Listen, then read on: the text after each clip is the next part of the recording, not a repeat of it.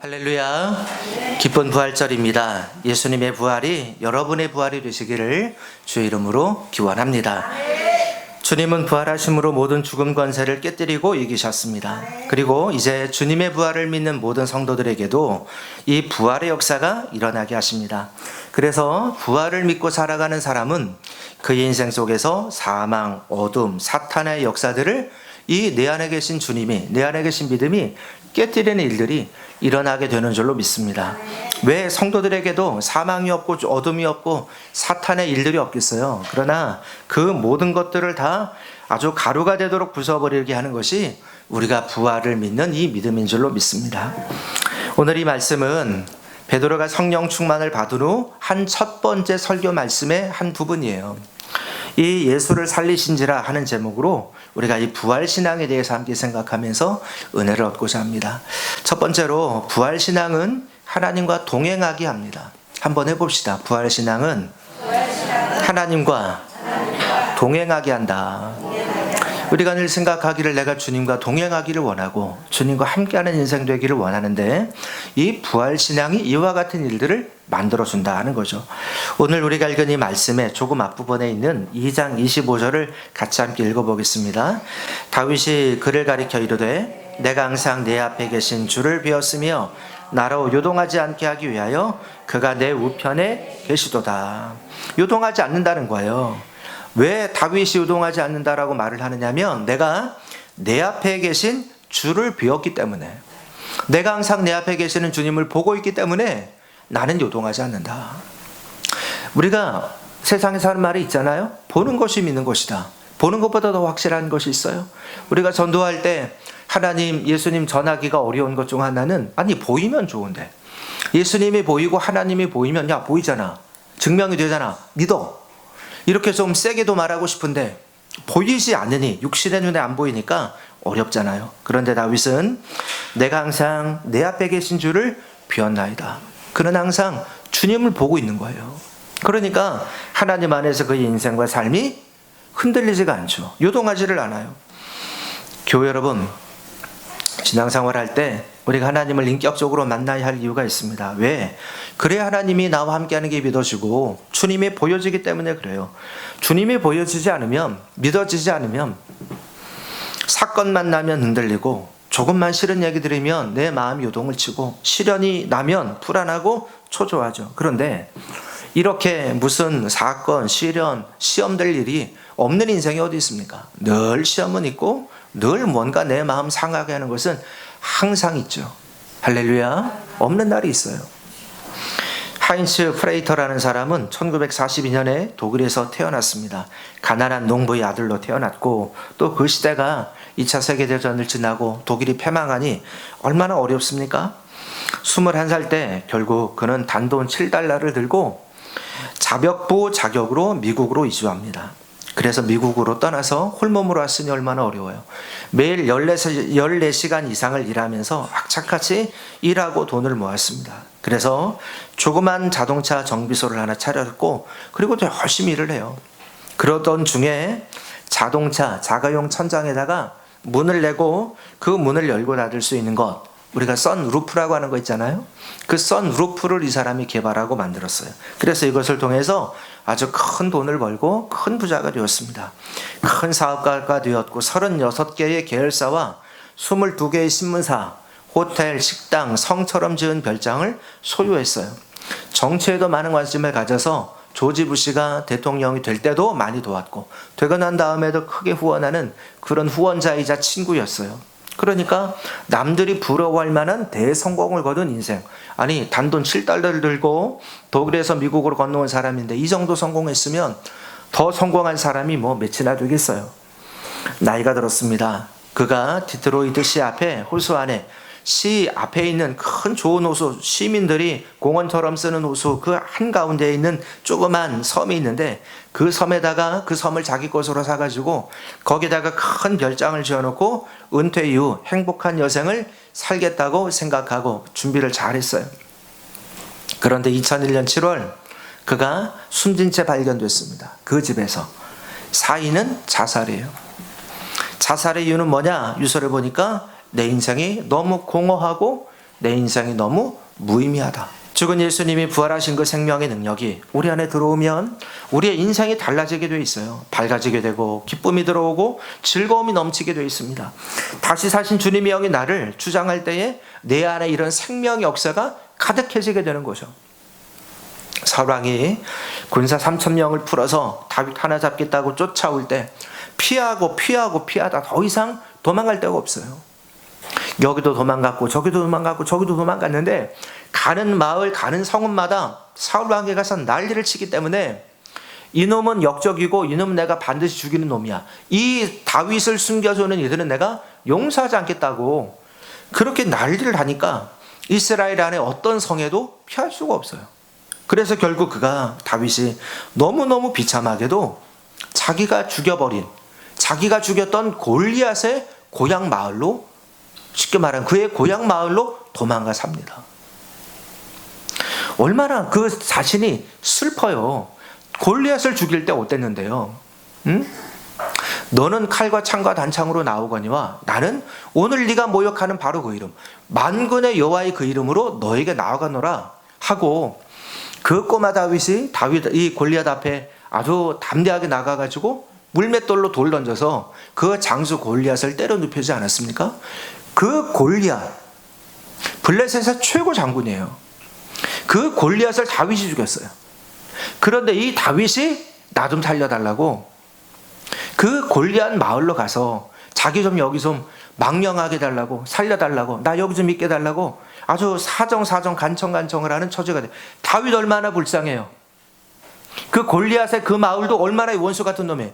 이걸 때려 죽일까? 이걸 잡아 죽일까? 이 생각들을 해요. 그러다가 그냥 그래도 우리의 원수지만 저놈이 투항하고 항복해온 거니까 우리가 이긴 거 아니냐 하는 마음으로 그를 데리고 잠깐 받아주죠.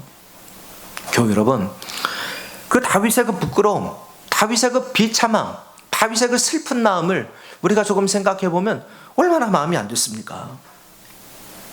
그럼에도 그런 과정을 다 지나면서도 다윗이 무너지지 않고 다 때로는 굴욕을 견디고 때로는 고생을 견디고 때로는 슬픔을 견디며 나아가죠. 그 이유가 뭐냐? 내가 여호와를 항상 내 앞에 모시며. 오늘 이 말씀에 나오는 이 구절이 시편에 있는 그 말씀을 인용한 거거든요.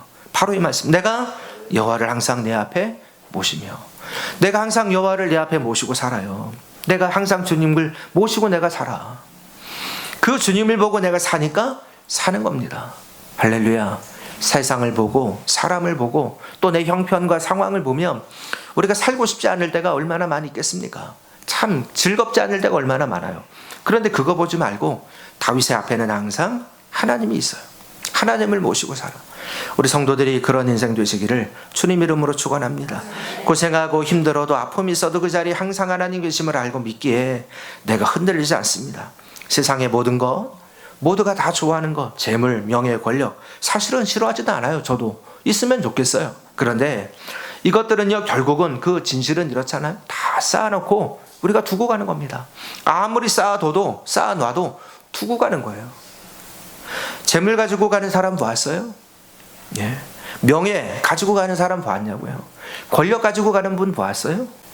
이 땅을 사는 동안은 소용이 있죠. 그러나 하나님 안에서 영원의 관점으로 보면 아무 소용이 없는 무소용이에요. 무소용. 무소유가 아니라 무소용이라고. 무소용.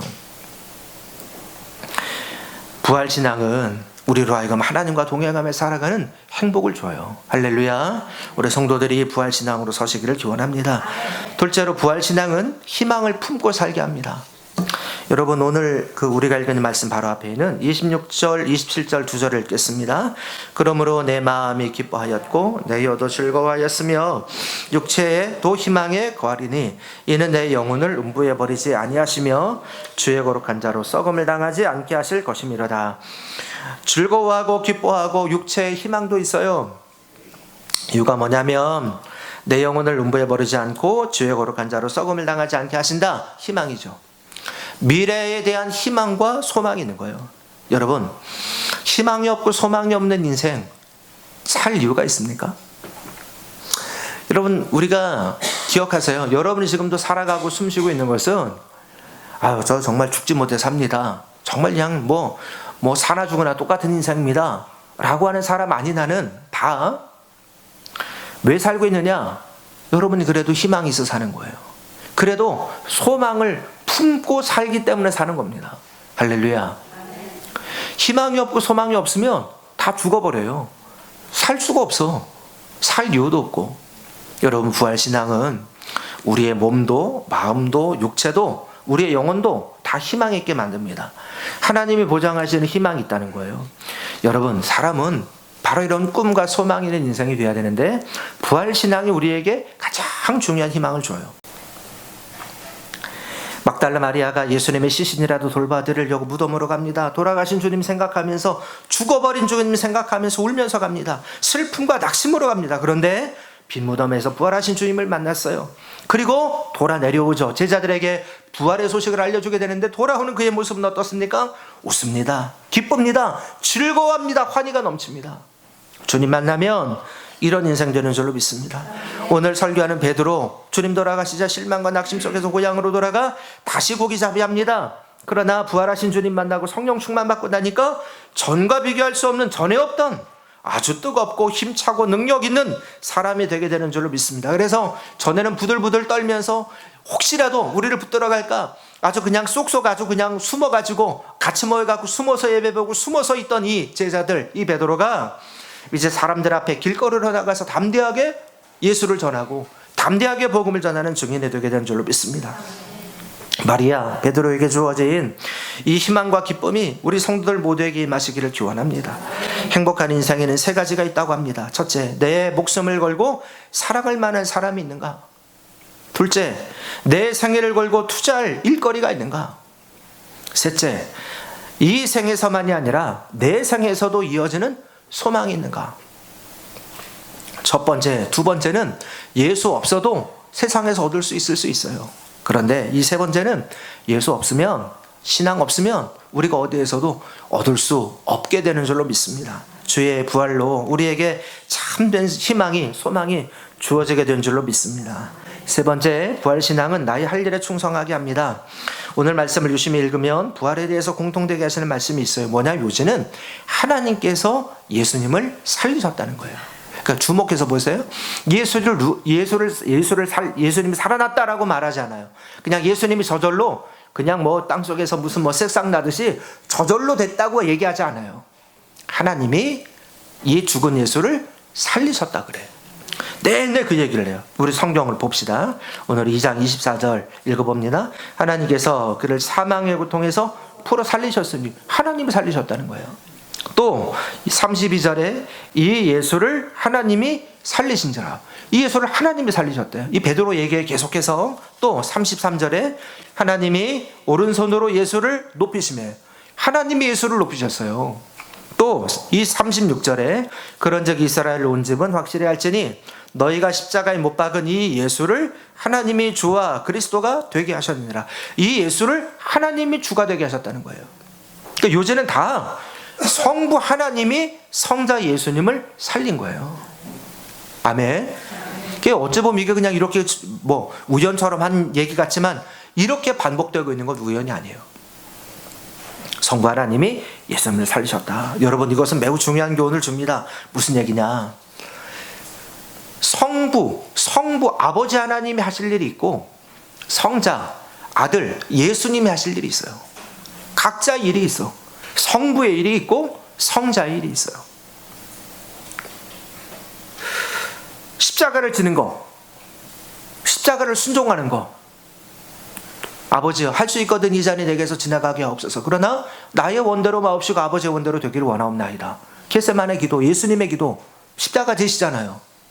십자가를 피하지 않고 지는 것은, 힘들지만 지는 것은 예수님이 하실 일이에요. 그 돌아가시는 건 예수님이 하셔야 되는 일이야. 이걸 피하면 될 일이 아니에요. 그러나 거기에 순종한 예수님을 놓고 죽은 예수님을 다시 살리시는 것은 성부 하나님이 하실 일이에요. 할렐루야. 음부의 권세에서 죽어버린 예수님이 그 음부의 권세 아래, 지배 아래 있을 때에 그걸 그대로 내버려 두지 않고 이 예수님을 다시 끌어내서 살리게 하시고 이기게 하시는 것은 성부의 힘이고 성부의 능력이고 성부의 역할이라는 거죠. 예수님이 자기 힘으로 막 뚫고 올라온 게 아니라는 걸 엄밀하게 말하면 하나님이 일으키시고 살리신 거지. 여러분, 이것이 우리에게 얼마나 큰 소망이고 감사의 이유가 되는지 아세요? 왜 그렇습니까? 우리 신앙생활에도 이치가 똑같기 때문에 그래요. 교회 여러분, 하나님이 하실 일이 있고 성도가 할 일이 있어요. 다시 말하면 성도가 할 일을 하면 하나님은 하나님이 하실 일을 하십니다. 여러분이 하실 일을 하면 하나님은 하나님이 해주실 일을 해주세요. 여러분이 여기 이러고 있지는 않아요. 내가 할 일을 안 해. 내가 할 일을 하지도 않고 있으면서 하나님 보고 왜 하나님 안 해주냐고, 왜 하나님 일하지 않느냐고 이러고만 있지 않으세요? 여러분이 할 일을 하세요. 나머지는 하나님이 다 해주실 거야. 그러면 하나님은 하나님이 하실 일을 부지런히 쉬지 않고 하십니다. 여러분도 여러분이 할 일을 하는 성도들 되시기를 바랍니다. 가나안 땅을 정복할 때, 성들을 점령할 때 사람이 할 일이 있고 하나님이 하실 일이 있었어요. 여리고성 기억하잖아요. 여리고성 만날 때 백성들 보고 하나님이 벽돌을 빼내고 성을 때려 부수고 가서 저 여리고 사람들을 때려 잡으라고 얘기하셨습니까? 그런 얘기 하신 적이 없어요. 하나님은 백성들 보고 그냥 한 가지 하셨어요. 쓸데없는 생각하지 마. 쓸데없는 부정적인 말 하지 마. 그래서 말을 하지 말래잖아. 아무 말도 하지 말고 뭐 하라 그래요? 성을 한 바퀴씩, 하루에 한 바퀴씩 돌아. 마지막 날에 7바퀴 돌지만 하루에 한 바퀴씩만 돌아. 아니, 성을 한 바퀴 도는 거하고 이 성을 무너뜨리는 거하고 어떤 논리적인 상관관계가 있습니까? 무슨 지진을 일으키는 것도 아닌데. 그런데 하나님은 한 바퀴씩만 돌으래요. 그리고 마지막 날 7바퀴 돌고 7바퀴 돌 때에 함성을 질러라. 이 백성들이 아무리 생각해봐도 이성적으로는 이것이 성을 무너뜨리는 것과 연결성이 없지만 그 말씀에 순종할 때에 그 성이 무너지게 된 겁니다. 다시 말하면 백성들이 할 일을 하면 조용히 하고 부정적인 말하지 않고 성을 한 바퀴씩 도는 일을 하고 그러고 나면 하나님이 하실 일을 하셔서 성을 무너뜨리는 거 해주신다는 거예요. 이 백성들이 도무지 못 믿어갖고 아니 나 안 할래. 야, 성 한 바퀴 돈다고 저 성이 무너지냐? 저 이중성된 이 여리고 저 견관성이 무너지냐? 말도 안 되는 소리 하네. 이러고 있으면 이 성이 무너졌겠어요? 될 일이 없지.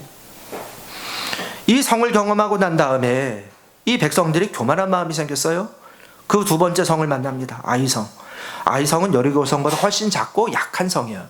그러니까 여리고도 무너뜨렸는데 이까지 거를 보니까 이거 요까지 거 해서 이제 이 백성들이 여기에서 자기 힘으로 우리가 싸워서 올라가겠습니다. 싸우러 가겠습니다. 지들 힘으로 올라갔다가 어떻게 됐어요?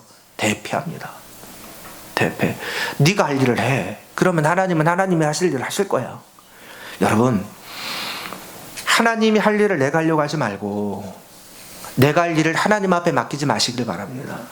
우리가 우리 할 일을 잘하는 지혜로운 성도들 되시기를 기원합니다. 성도는 나는 하나님의 나라와 하나님의 의를 위해서 내가 할 일을 하는 거예요. 말씀 따라 살고 주의를 하고 주님께 기도하고 그러면 하나님이 하나님의 일을 해주세요. 예수님이 지실 십자가가 있고 내가 질 십자가가 있어요. 내가 주는 너희 십자가, 자기 십자가를 지고 나를 따라오라고 하시잖아요. 주님이 나를 따라오려는 자마다 예수님의 십자가는 주님이 지고 내가 질 십자가는 내가 지고 가는 겁니다. 이 역할 분담을 정확히 하는 사람이 하나님이 쓰시는 도구가 되고 주님의 일꾼이 되게 되는 거예요. 이 예수를 하나님이 살리신지라. 이 예수를 누가 살렸냐? 어떻게 살아났느냐? 하나님이 살리신 거예요. 예수님이 자기 힘으로 살아날 수도 있어. 그러나 그렇게 하지 않으셔요. 왜? 이건 아버지 하나님이 하실 일이니까. 하나님은 하나님이 하실 일을 하세요. 자, 여러분, 이제 우리도 우리가 할 일을 합시다. 성경에 항상 기뻐하고 쉬지 말고 기도하고 범사에 감사라고 하셨어요. 그러니까 우리가 할 일은 뭐냐? 기뻐하고 기뻐하는 일입니다. 쉬지 말고 기도하고 기도하는 일입니다.